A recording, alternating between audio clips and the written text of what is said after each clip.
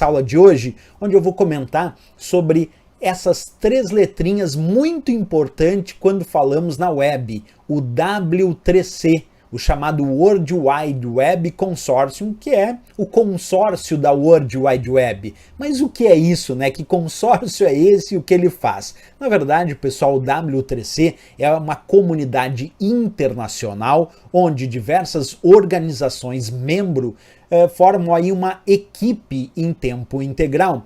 E o próprio público também acabam trabalhando juntos para desenvolver padrões da web. Então é um grande consórcio, repetindo, envolve comunidade internacional, envolve algumas organizações membros, envolve algumas equipes que trabalham em tempo integral e muitas vezes envolve o próprio público e todos eles trabalham juntos, vou repetir, para desenvolver padrões da web. Então, se uma questão de prova indicar qual é a grande razão do W3C, desse consórcio, é desenvolver padrões da web. E há que se entender aqui que existe uma diferença entre internet e web. Internet é a grande rede que surgiu lá no final da década de 60 e começou a se desenvolver como conhecemos hoje lá na década de 70. Mas no final da década de 80 surge então a web, a World Wide Web, que nada mais é do que as páginas, os sites que visitamos. Percebe que há uma grande diferença aí de tempo, né? Primeiro surgiu a internet, primeiro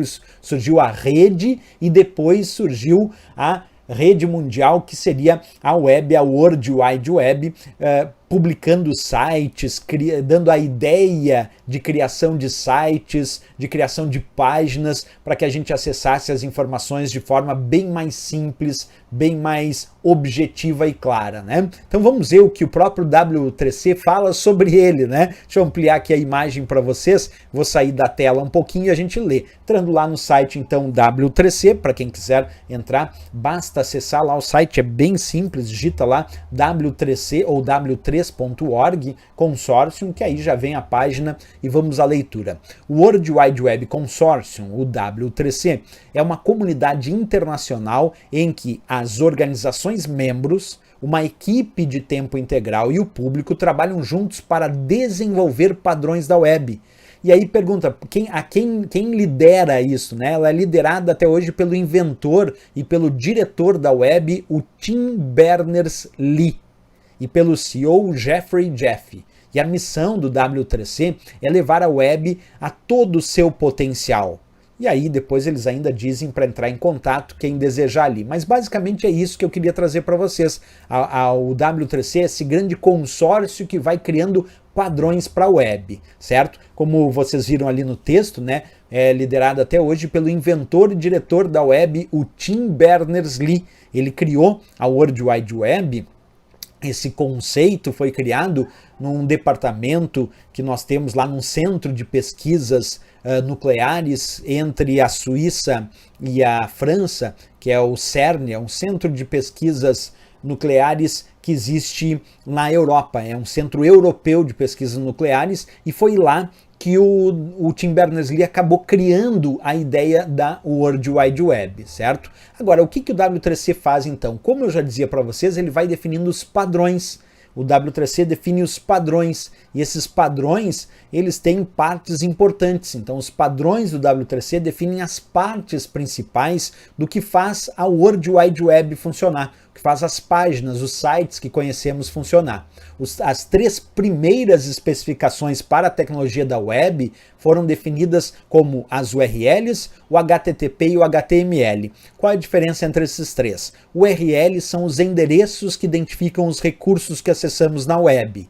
HTTP é o protocolo de transferência de hipertexto, protocolo padrão para acessar as páginas da web. E o HTML é a linguagem de marcação de hipertexto, é a linguagem para a criação das páginas da web. Então, quando Tim Berners-Lee criou a web, a ideia foi criar padrões que indicassem como criamos páginas da web, e aí foi desenvolvido o HTML, a linguagem de marcação de hipertexto, como acessamos as páginas da web, aí foi definido o protocolo HTTP, o protocolo de transferência de hipertexto, e também como endereçamos esses recursos da web, e aí foi criada as URLs, os chamados localizadores de recursos uniformes. Então o URL tem a ver com o endereçamento dos recursos que acessamos na web, HTTP é o protocolo para acessar essas páginas, e HTML é a linguagem de marcação para criar essas páginas. A partir daí é importante saber, pessoal, que a atividade principal do W3C passa a ser desenvolver protocolos, diretrizes que vão garantindo o crescimento de longo prazo para a web, para que a web continue sempre moderna, né?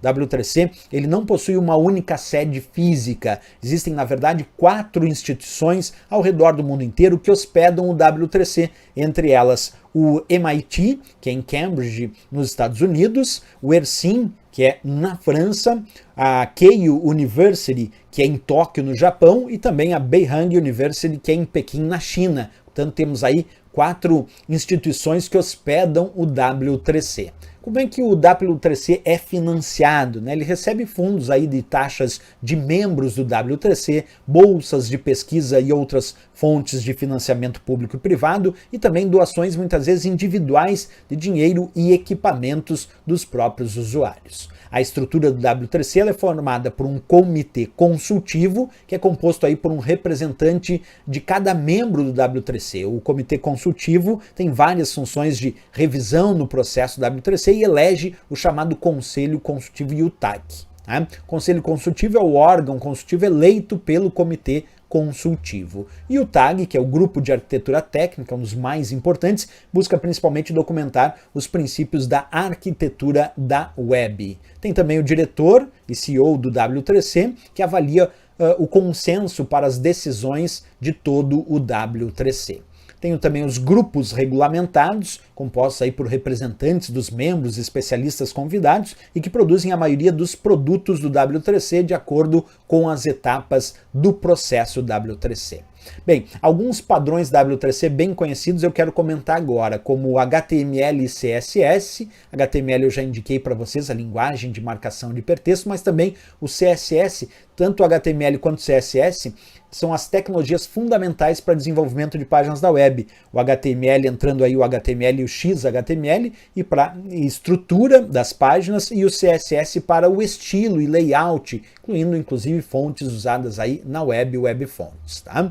Tem também o script e o Ajax, que são padrões de APIs para desenvolvimento de aplicações web client-side no lado cliente, que vão incluir aí geolocalização, XML, HTTP request, que é o Ajax, widgets para mobile, para dispositivos móveis, e o padrão W3C para modelo de documento, o chamado DOM, e também tecnologias como o XBL possibilitam a criação de documentos interativos com scripts específicos. Também gráficos, né? O W3C é a casa do famoso formato raster PNG, que é um formato de imagem, e também do formato vetorial SVG, além de algumas APIs, Canvas, Web, CGM, é um formato bem mais especializado para, por exemplo, os domínios da engenharia automotiva e aeronáutica. Então trabalha também com especificações e padrões para gráficos. Aqui eu destaco especialmente o PNG, que é um arquivo de imagem muito utilizado e que foi padronizado pelo W3C.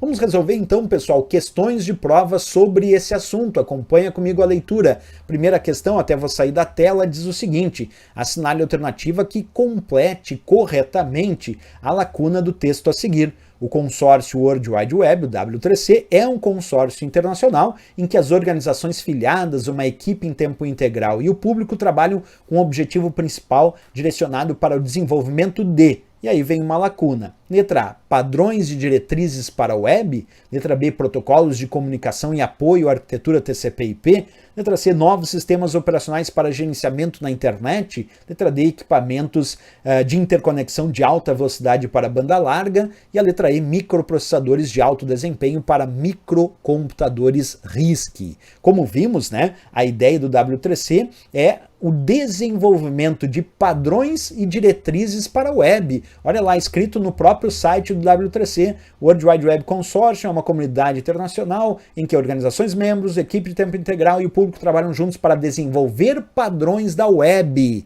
Essa é a resposta que está no próprio site do W3C. Então, desenvolver padrões e diretrizes para a web, letra A de América, de fato, o gabarito e a resposta desta questão. Questão bem interessante aí, trazendo a importância do W3C na criação de padrões e diretrizes para a web. Vamos lá para a próxima questão, acompanha comigo a leitura.